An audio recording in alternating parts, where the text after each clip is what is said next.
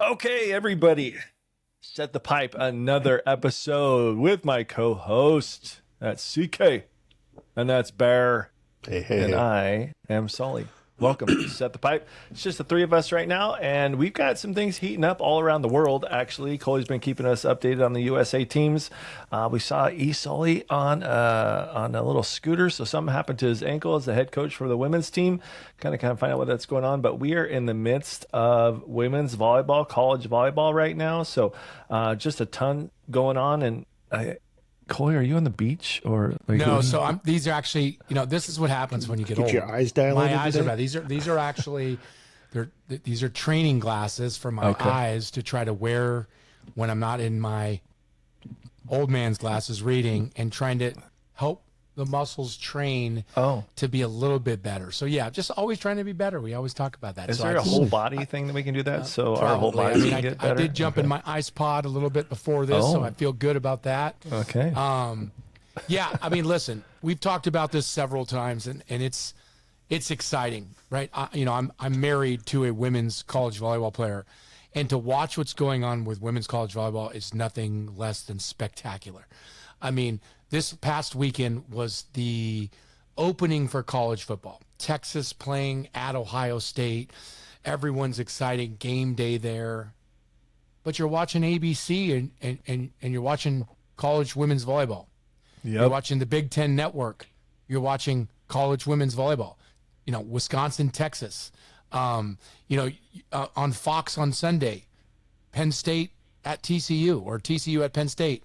Those matches are incredible. Nebraska, playing on national TV on ABC, just coming back, we're winning a great match, super fun to watch. These are primetime television slots, and they're primetime network television networks that are showing these matches packed with so much fire. They're packed. And I was in New Berlin, Wisconsin, in a bar called the Varsity, I believe. And I turned around. Sure enough, you got other major sports going on. And what's in the corner going on? Arizona State's playing volleyball in that little bar. It is unbelievable how much coverage this sport is getting right now. It is absolutely exploding. I think it's so much fun to be around right now. Yeah, I mean, right before we jumped on here, and we're going to have him on here sometime soon, Jared Elliott, the head coach at the University of Texas. They were playing Rice, and I showed you guys, I sent you a little clip, and packed. This is that Rice in Houston, great university, not known for the powerhouse of women's volleyball. Packed gym. Went 4, Texas won tonight, but who's number 2 in the country. But it was just an electrifying and exciting environment to be playing women's college volleyball. I can tell you that when I was playing volleyball in the 90s, like you guys, I doubt Rice was selling out matches for women's college volleyball. Yeah. Maybe 1 or 2, but I would probably say no. Turning on the match and watching, Penn State play TCU or watching, Texas play Wisconsin were those games 5 years ago sold out 10,000, 12,000 people. No, They are now.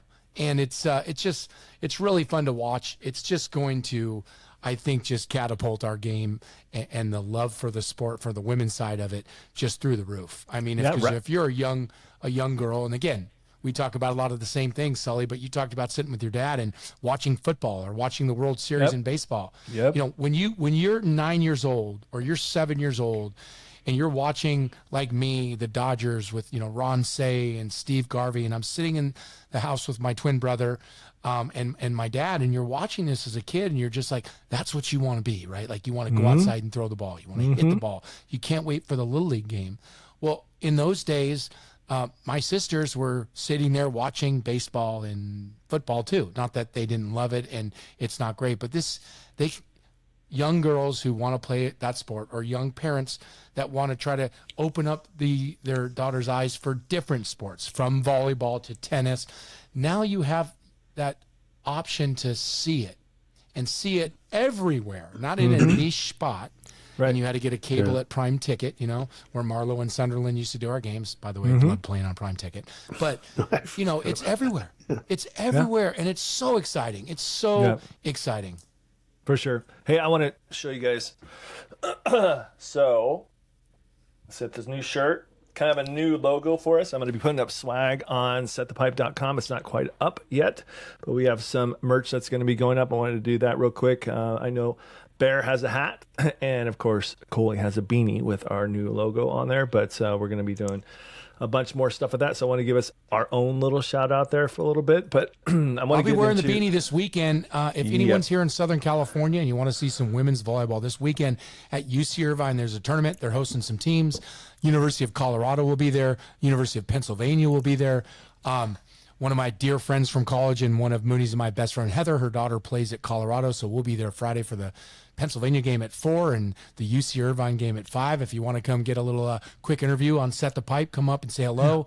And then just get out and watch some volleyball. It's high level. Both teams are going to be great. It's going to be fun to watch and, try to get out in your local communities to see the game. There's a lot of colleges playing right now, and it would be fun to go watch. It's such an electric atmosphere no matter where you are.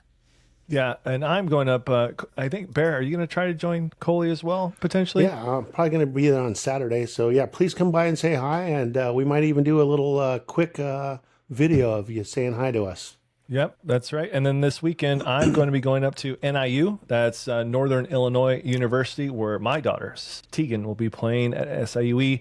They'll be going against Indiana State and Merrimack on that Friday and then Saturday, and then they'll be on ESPN Plus on versus NIU. That's Saturday. That's 6 p.m. Central Time, so that's 4 p.m. West Coast time for these guys.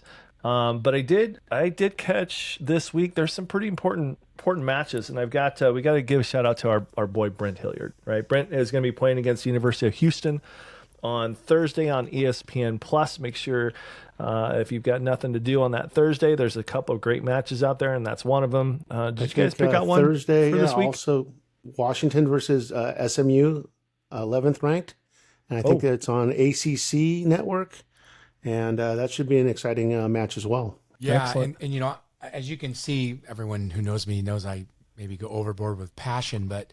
I'm generally excited about what's been going on with volleyball and just the growth of it and how it's playing. And, my wife's alumni and of UCLA, they play number 19. They play at TCU.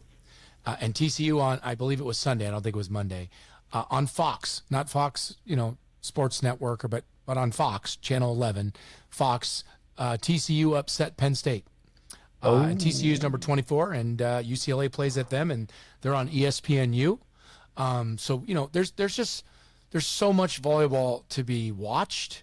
ESPN Plus is doing a fantastic job. You can catch many a games on that network. Ton. And as I mentioned before, just the fact that to go watch it locally. Last thing I'll say about this passion about it is I'm watching the match the other day.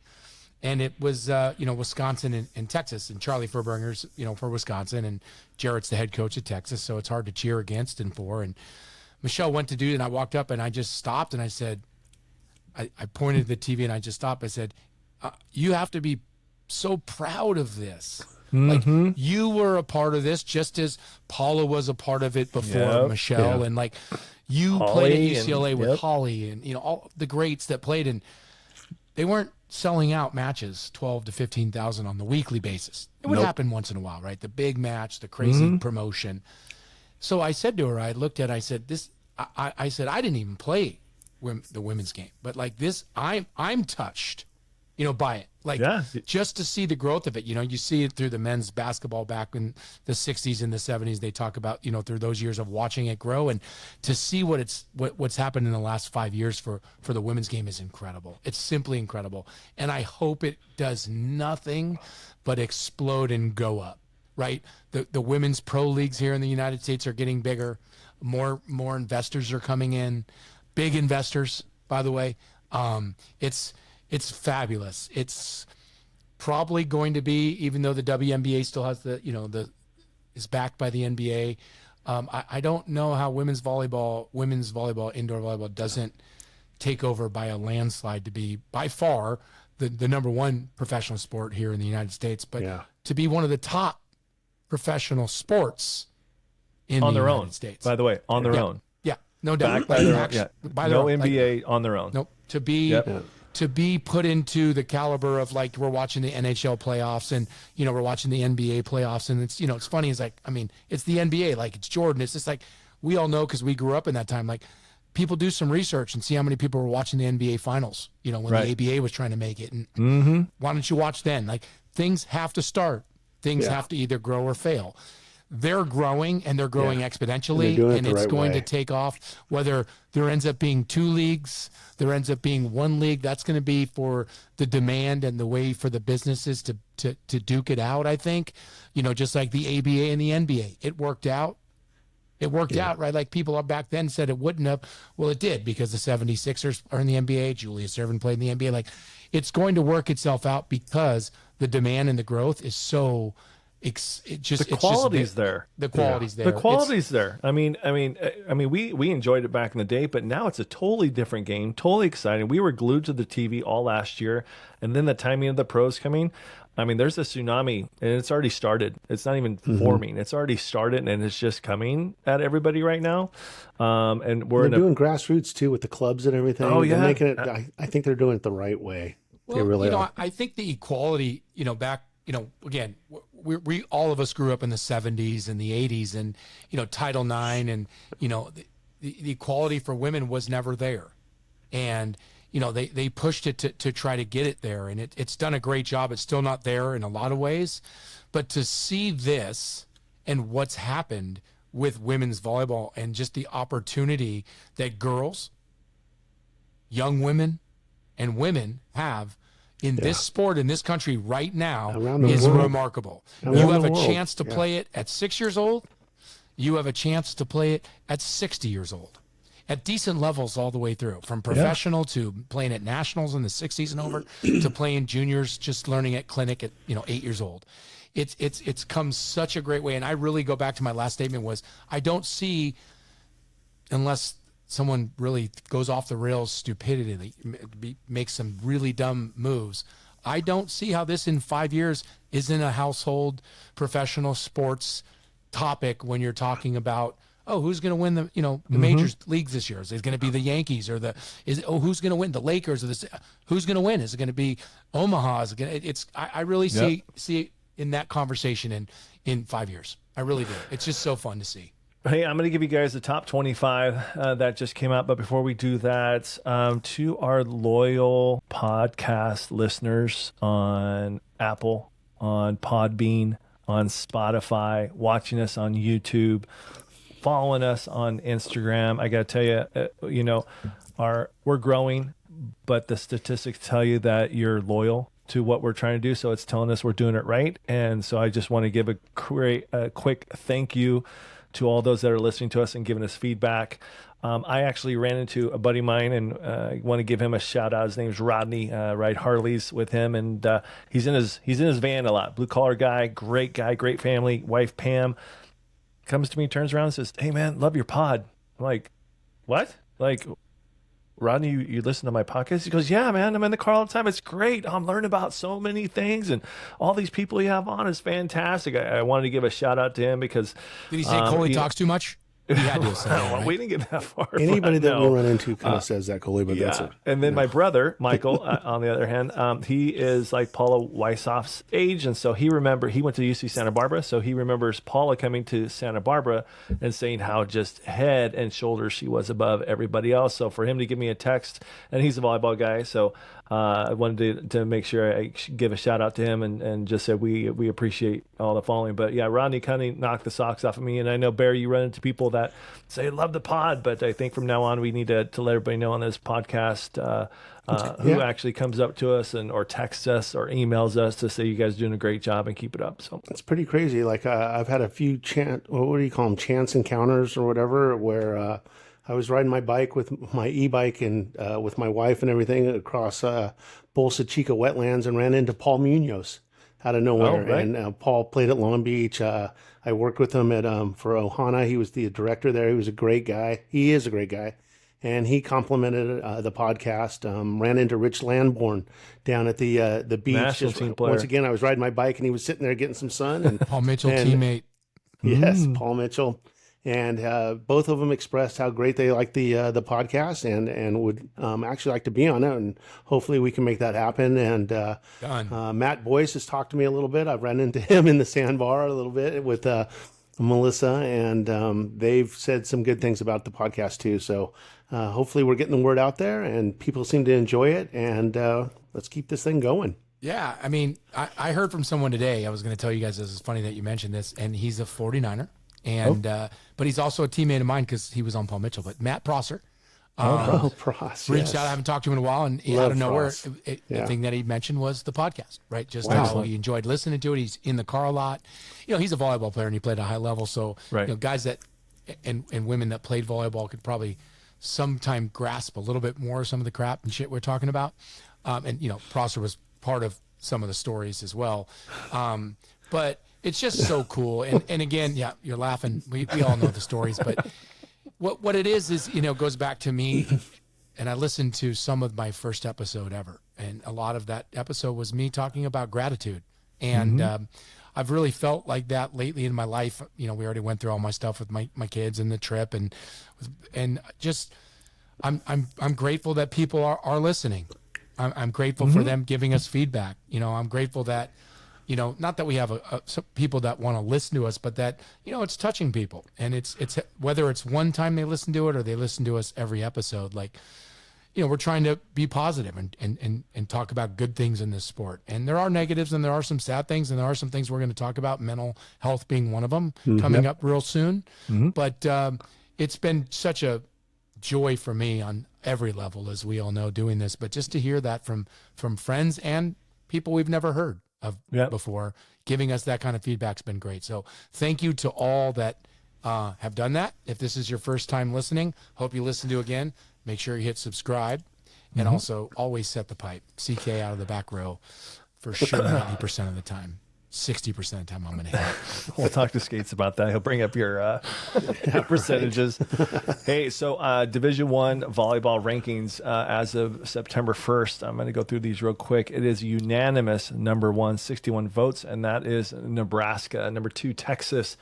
Louisville, Kentucky, Penn State is at 5. Stanford, Arizona State, Wisconsin, Pitt, and Texas A&M is the top 10. SMU's 11. Then Florida, Creighton, Minnesota, Kansas, Missouri at 16. Purdue, BYU, UCLA at number 19. Number 20, Baylor. And the roundup, the last 5 is Utah, USC at number 22, Georgia Tech, TCU, and Dayton. And you mentioned Rice. Rice got a couple of votes, not quite in the top 25, but at least they got mentioned. So, and then Keno, who we all know and love, Miami got some votes as well. So there you have it, the top 25 for Division I women's volleyball. Excuse me. It's, you know, and I don't know, did any of you guys get a chance to watch the game on Sunday against Kentucky with Nebraska and Kentucky? I didn't. Nope. So that was the one that was on ABC. And I was going back and forth to that and the Texas Wisconsin game. And, you know, I was trying to stay on Wisconsin, Texas for many reasons. But Sure. Yeah. The Nebraska Kentucky match was amazing. And Kentucky was 7th in the country. Nebraska was number 1. And it was at Nebraska. And Tough place. Kentucky had them on the ropes. Had a chance to win. Nebraska found a way, reverse sweep, and it was it was packed. It was exciting. It reminded me of men's volleyball in the 90s, like just the finesse, but the power, just so awesome to watch. But it was just, again, it goes back to the crowd, the electric, but just the brand and the level of volleyball at the collegiate. Everyone's so big. They're hitting so hard. People are going up and just absolutely taking raps, and the women, whether it's a libero or just standing right in there scooping it, right? Like, just like you said Figgy would do, right? Like Figgy wasn't scared. Yep. Like, you know, it's just, I'll stay right under there and dig that, right? That's crazy. You know, Dunky had told us about that one story about Figgy just going up and taking, you know, right where BI was hitting. Like, most people would have been like, and walk off the court. Yeah, these women are scooping balls with just delivering from every which way, and the game's so fast. And it was a great match to watch, and they deserve to be number 1. They're going to have a tough time. They're not going to go undefeated. I said that about Long Beach. Grind. That conference is a grind, man. They won't win every match, but they will be one of the best teams at the end of the year, and they will be tough to be beat to not bring another title. And it's her first year there. She's got to take over for the legend. She's got, everyone, not me, but people are like, oh, how do you follow that? You don't. You open your own door and you start your new career. You don't follow anyone. And, for her to win that match and for them to win that match being like that, being down, Kentucky playing great, right? Yeah. And finding a way to win that. Danny gets her first, big win. In that environment, on ABC, on Sunday, college football, NFL football, just awesome. Just awesome stuff. Yeah, I watched Tegan get her first kill, by the way, on ESPN+. I was sitting with Savannah, my oldest, and that was kind of neat. They did a little, you can tell it was kind of prepped up for her before she came in, but mentioned all of her track accolades as a freshman, and then her coming in and taking a rip and getting a kill, her first kill, and she was subbed back out. But nonetheless, she got her first collegiate kill. The court is Tegan Sullivan. Interesting story about Sullivan. This is her first year playing volleyball, but last year she ran track, and she won the outdoor long jump in the conference and was third in the indoor.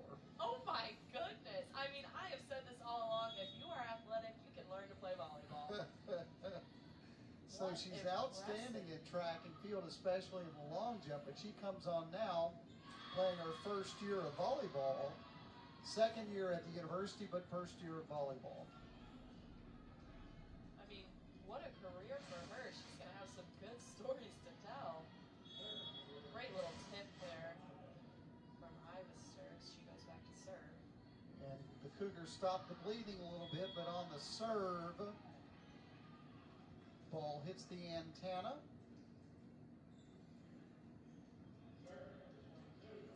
And Bellarmine gets the point. So Ivester, after making the big play at the net, a fault on the serve, and then Bellarmine answers with a long serve, gives the point right back. So we're at a 3-point differential. Set number 4. Bellarmine wins this set, they win the match. Should the Cougars win this set, we extend it to a 5th and final set.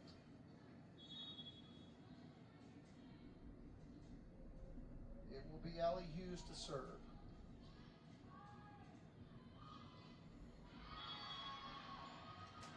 That was a terrific job at the net, getting the kill. Once again is Natalie Bland.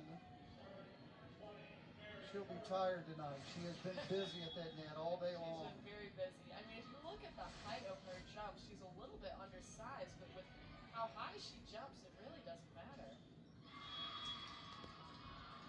And the young lady we just talked about, Tegan Sullivan, gets the point for the Cougars right there. Now she immediately steps to the sideline, being replaced by Claire Jones.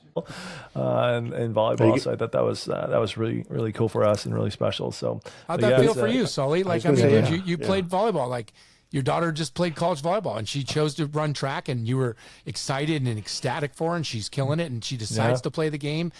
And look at her. She got a kill in college. Like, I wasn't like, oh, I just went up. How did it make you feel? Like, how do you feel? It was awesome. I mean, just you hope she takes over a year off, right, and then comes back on, and our hope for the year was hopefully she gets some playing time, right? It was just real simple, and so she really has the mindset that even though she's the competitor and she wants to play, but she's not one to complain, and she's going to work hard. And it's a new role for her to be on the bench, but she's kind of the first one off the bench right now. So that says volumes for her. And just, even a little bit of playing time, I was thrilled for her.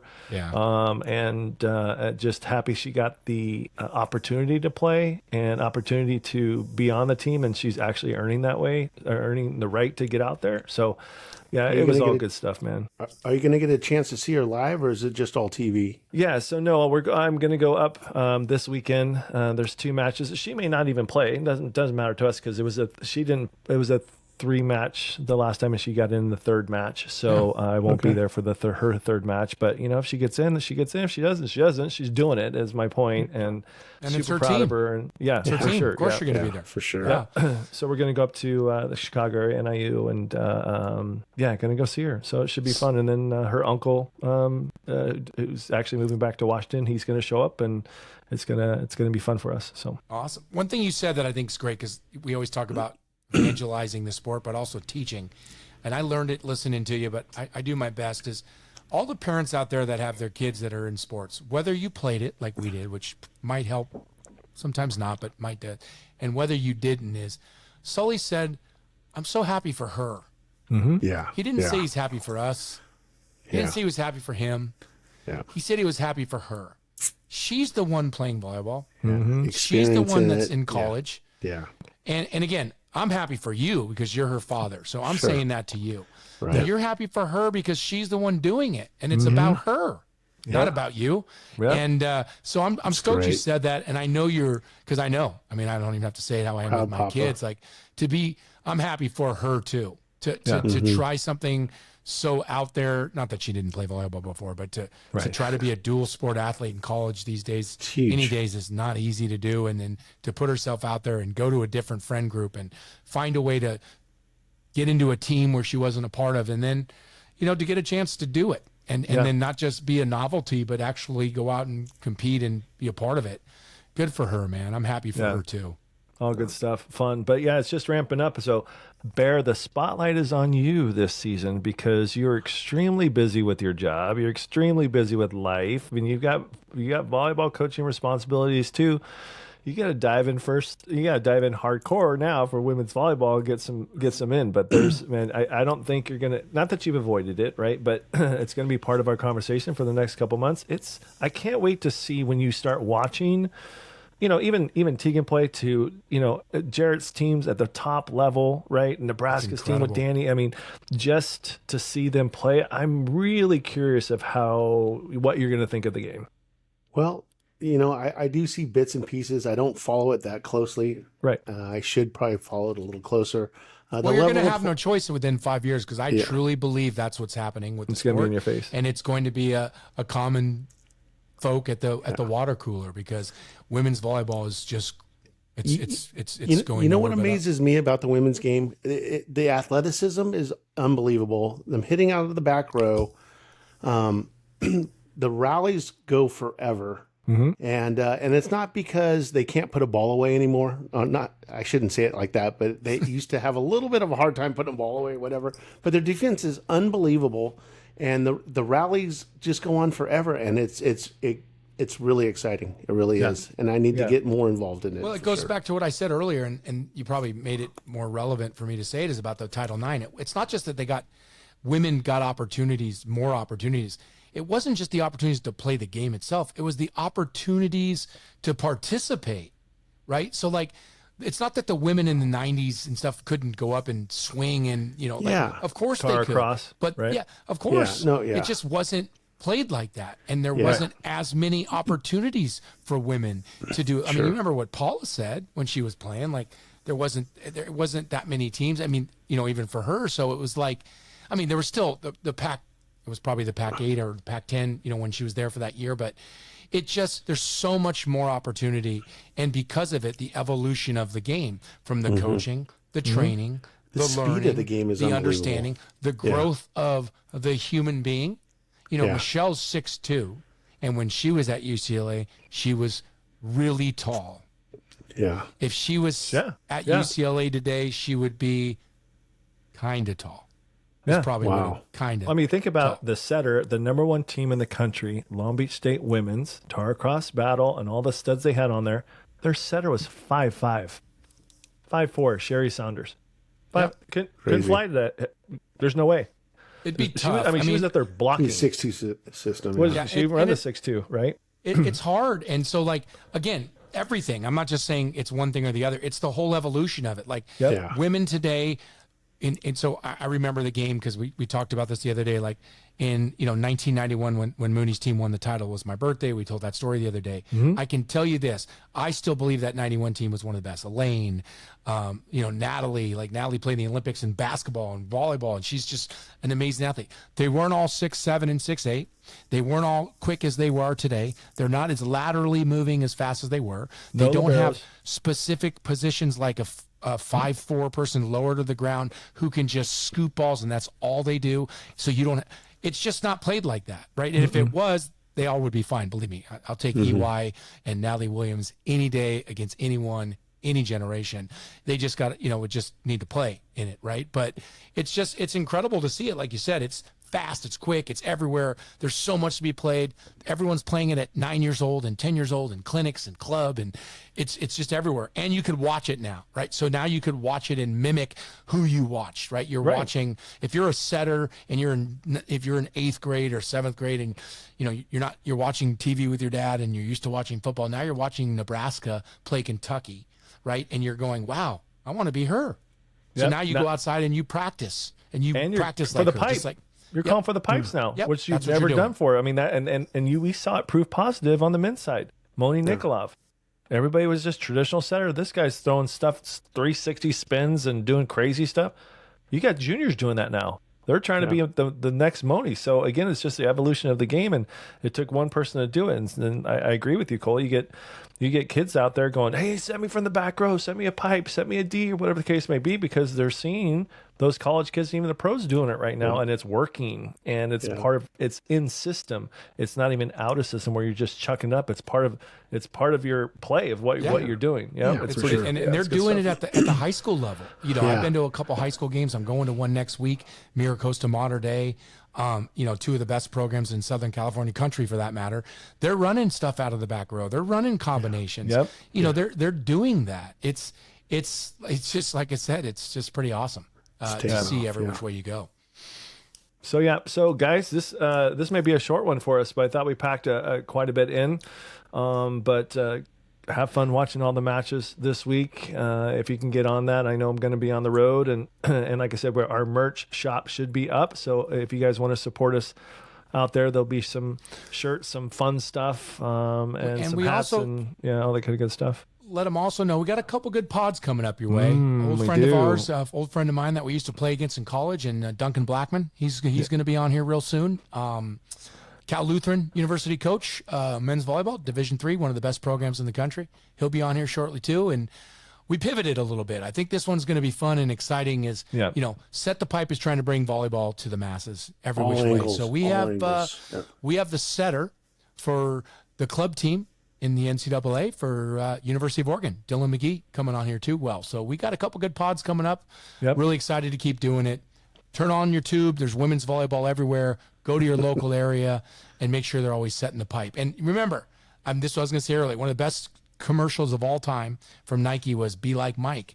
If you want to watch volleyball and you want to be a volleyball player, especially if you're a young girl today playing club, go watch these matches. Go watch these incredible athletes. Turn on the TV, ESPN Plus, ESPN, ABC, Fox. It's everywhere. Watch. And that's how you can learn the game as well, by watching. It's such a treat and such an enjoyment.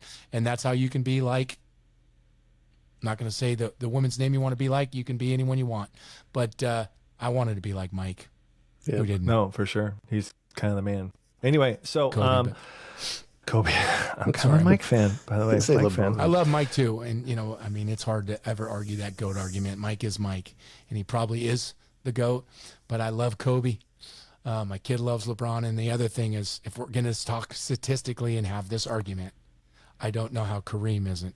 Really, if you were to go for his entire career, like from high school to college to the pros, statistically, everything he's done. But, it's pretty, it's always fun to debate him. I'll take all of them. They were the winners and just amazing to watch. But so at the end of this, a few good statistics as well. Who? Wilt. He wasn't bad. He had some good and he played volleyball. I played hearts with him down at the beach and played some 4-man with him down at State Beach when I was growing up in the Valley, and played over with Matt Unger and all the guys from the Palisades. They knew him, right? And he was down at State Beach, and it was to me it was incredible. I just, was on the court with Will Chamberlain. Like I'm playing 4-man volleyball with Will Chamberlain, right? And then afterwards it's, 4:00 and the games are over and we're sitting right there, playing hearts. And, I didn't do it all the time. It happened once on the court, played hearts twice, but it was unbelievable to be growing up the way I did, looking up to people like him as sports heroes, to be on the same athletic, competitive field of battle with Will Chamberlain, even though it's fun for man, but it was unbelievable. Still one of my favorite moments of my life in volleyball, even though it wasn't anything than just a 4-man game in the afternoon, right, at a beach, but it was Will Chamberlain. It's pretty cool. Hey, so all of our loyal followers out there, if you do see CK, if you do see Bear, and you see myself out there, make sure you let us know you enjoy the pod. We'll get you a shout out on here. How's that sound? Pretty good. All right, boys. Love it. It's been half an hour. Good show today. And our other pods will be coming out. And we already have some bookings already with Dave DeTinley. He's bringing on some folks. So we can't forget him. And it's going to be fun. So until next time, set the pipe. Set the pipe, baby. Thanks for listening. Have a great evening.